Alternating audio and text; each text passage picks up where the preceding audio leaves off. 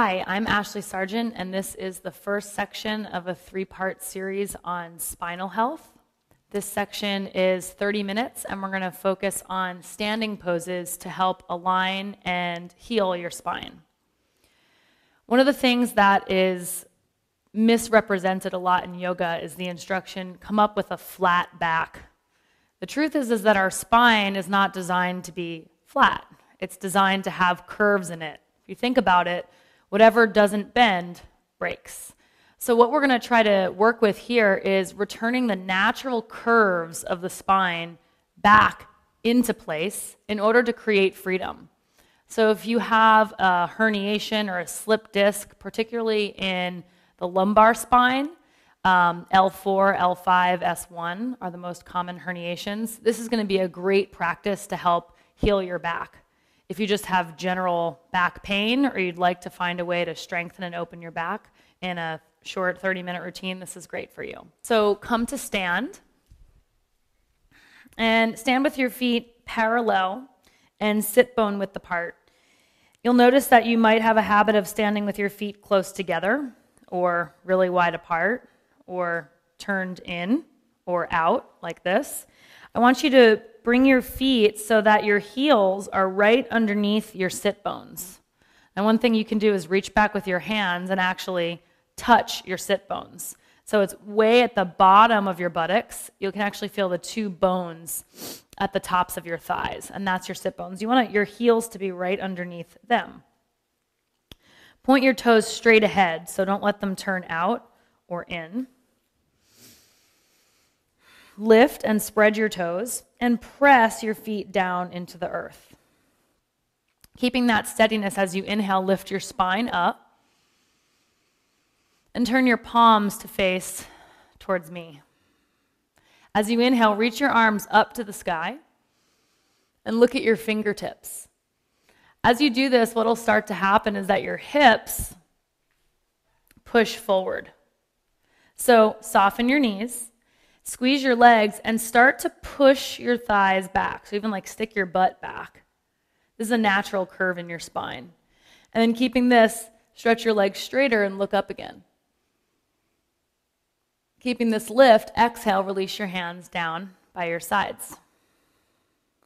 One of the most common habits that we have is to let the butt tilt under like this. And what this does, this flattens the low back. This is not healthy for the spine because the spine is built to have this curve here, the lumbar curve. So if you look at my low back, if I round my butt under, I round my low back under, this area of the low back, the vertebrae start to pop out. If I bend forward in this way, like to do a forward fold, this vertebrae starts to stick out. This is the L5 vertebrae. It's the most commonly herniated part of the low back, and this is really unsafe for it to be out.